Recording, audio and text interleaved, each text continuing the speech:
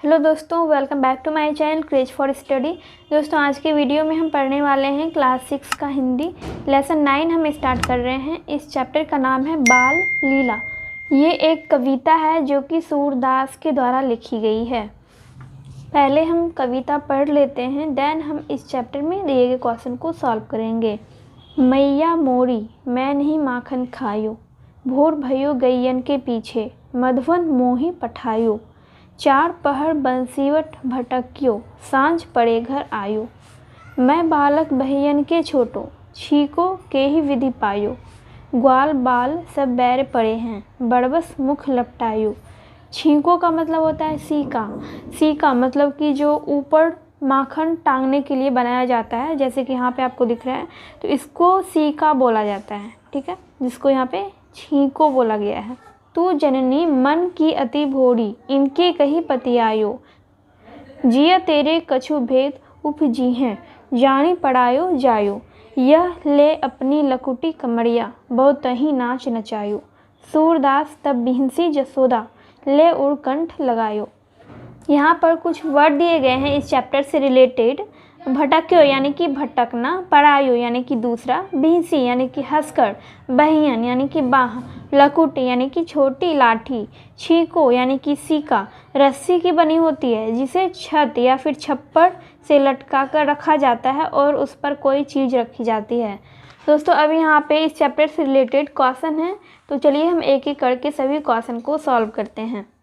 हमारा पहला क्वेश्चन है, अपने साथियों द्वारा लगाए गए आरोपों को गलत बताने के लिए कृष्ण अपनी माँ के सामने कौन कौन से तर्क रखते हैं। तो इसका आंसर होगा, श्री कृष्ण तरह तरह के तर्क देकर अपनी माँ को आश्वस्त करना चाहते हैं कि उन्होंने माखन नहीं खाए। कन्हैया का पहला तर्क है कि माँ, तुम तो मुझे सुबह होते ही गैयों की रखवाली के लिए मधुवन भेज देती हो, फिर मैं तो गैयों के साथ शाम को ही घर लौट पाता हूँ, फिर मैं माखन कब चुराता हूँ। दूसरी बड़ी बात तो यह है कि माखन का मटका तो छीके पर लटकता है, वहाँ तक मेरी छोटी बाँह पहुँच ही नहीं पाएगी। तीसरी बात तो यह है कि मैया ग्वाल बाल मुझे बदनाम करने के लिए मक्खन मेरे मुंह में लगा देते हैं और तुम तो इतनी भोली हो कि इनकी बातों में आ जाती हो। तो ये सब तर्क देते हैं कन्हैया अपनी माँ की डांट से बचने के लिए। दूसरा क्वेश्चन है, नीचे कुछ पंक्तियाँ दी गई है, उन्हें पढ़िए और बाल लीला के पदों में से उन पंक्तियों को छांट कर लिखिए जिनका भावार्थ इन पंक्तियों में समाहित है। तो यहाँ पे पंक्ति दी गई है, माँ अभी मैं बहुत छोटा हूँ, छोटी छोटी मेरी बाहें हैं, सीका मैं किस तरह पा सकता हूँ। माँ, मेरे सभी दोस्त अभी दुश्मन बन बैठे हैं, मेरे मुंह पर ज़बरदस्ती माखन लगा दिए हैं। इसका आंसर होगा, मैं बालक बहियन के छोटो, छीको के ही विधि पायो, ग्वाल बालसन बैर पड़े हैं, बड़बस मुख लपटायो।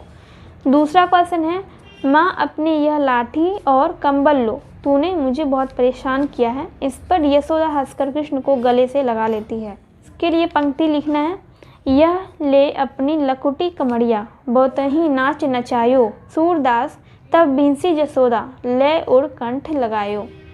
दोस्तों, यहाँ पे पाठ से आगे का प्रश्न है।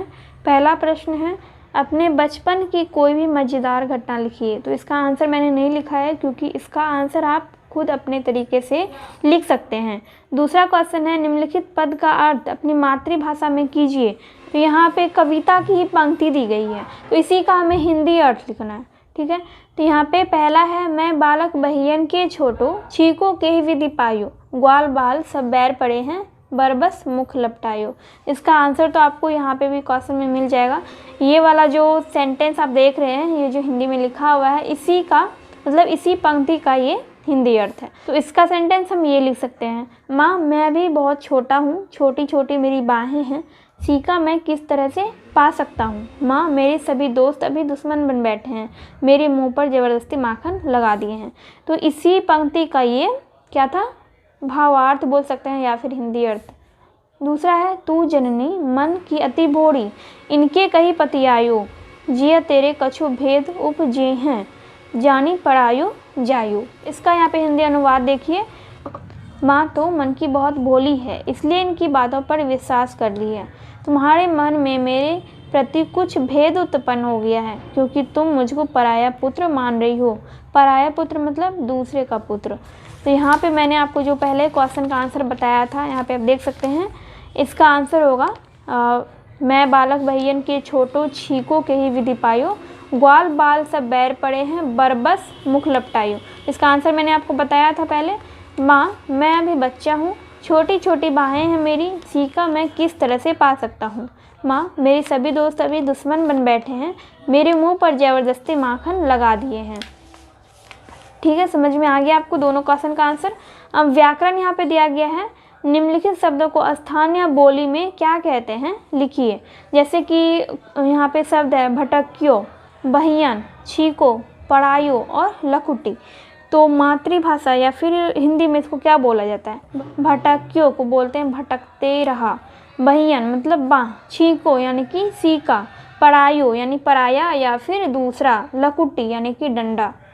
हमारा नेक्स्ट क्वेश्चन है यहाँ पे कुछ करने को। पहला है प्रस्तुत कविता में कृष्ण के 6 से 7 वर्ष की उम्र का वर्णन है। अपने याददाश्त के आधार पर लिखिए जब आप इस उम्र के थे तो उस समय आपकी माँ आपके लिए क्या क्या करती थी।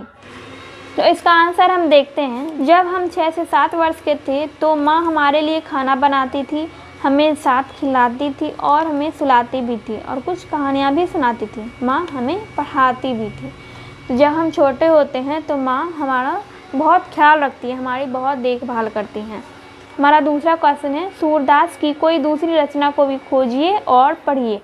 इसमें बोल रहा है कि सूरदास की किसी दूसरी रचना को खोजिए, यानी कि कोई दूसरा कविता अगर आपको मिल जाता है तो आप उसको पढ़िए। तो यहाँ पे सिर्फ पढ़ना है सूरदास की किसी दूसरी रचना को।